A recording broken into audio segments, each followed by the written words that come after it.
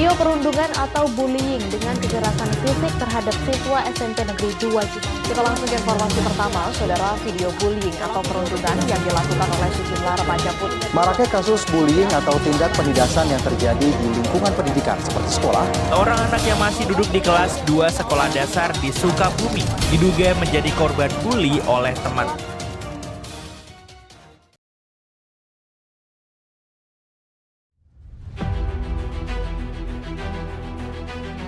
Kasus bullying atau perundungan di kalangan pelajar sering terjadi, bahkan kasusnya pun sekarang banyak viral di media sosial.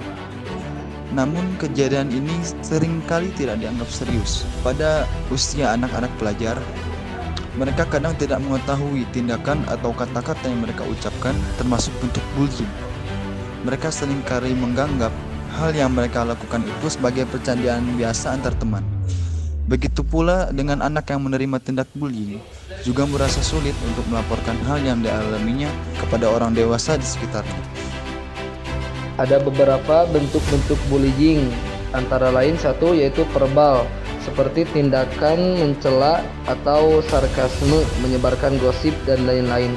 Dua, fisik, seperti tindakan menampar, menendang, memukul dan lain-lain. Tiga, cyberbullying, yaitu tindakan menyakiti orang lain menggunakan media elektronik seperti menggunakan internet atau media sosial. Empat, yaitu sosial, seperti tindakan mengucilkan, membeda-bedakan dan lain-lain.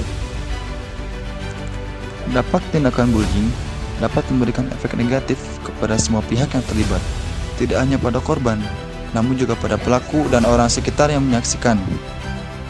Dampak yang terjadi dapat berupa secara emosi, mental, fisik, akademis, dan sosial.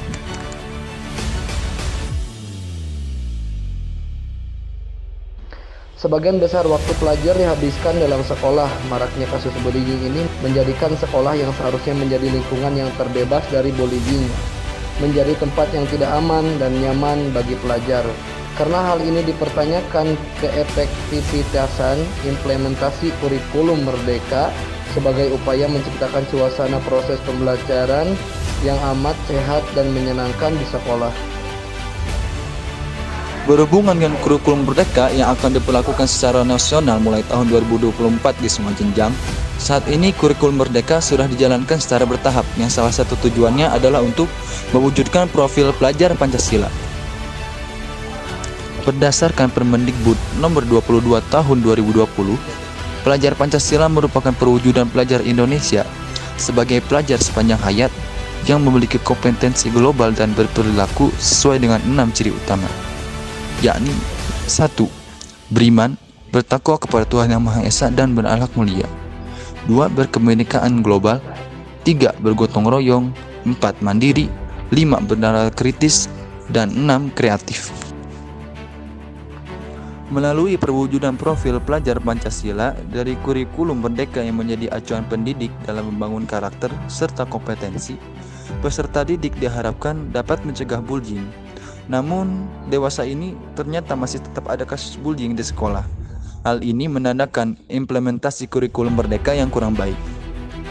Lalu tindakan bullying harus dicegah atau bahkan dihapuskan. Sejalan dengan ini, maka perlu mendukung implementasi kurikulum Merdeka yang juga terkait dengan terwujudnya profil pelajar Pancasila. Untuk mewujudkan hal ini, perlu adanya pengembangan kompetensi pendidik, melakukan sosialisasi tentang bullying, kaitkan dengan nilai-nilai luhur Pancasila.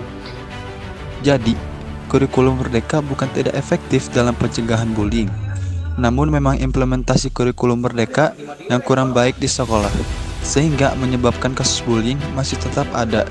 Jika implementasi kurikulum Merdeka sukses, tentunya akan efektif dalam pencegahan bullying.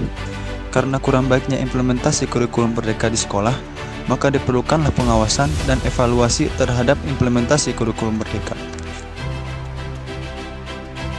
Cukup sekian dari kami dalam menjelaskan tentang pengimplementasian kurikulum Merdeka terhadap bullying. Terima kasih dan sampai jumpa.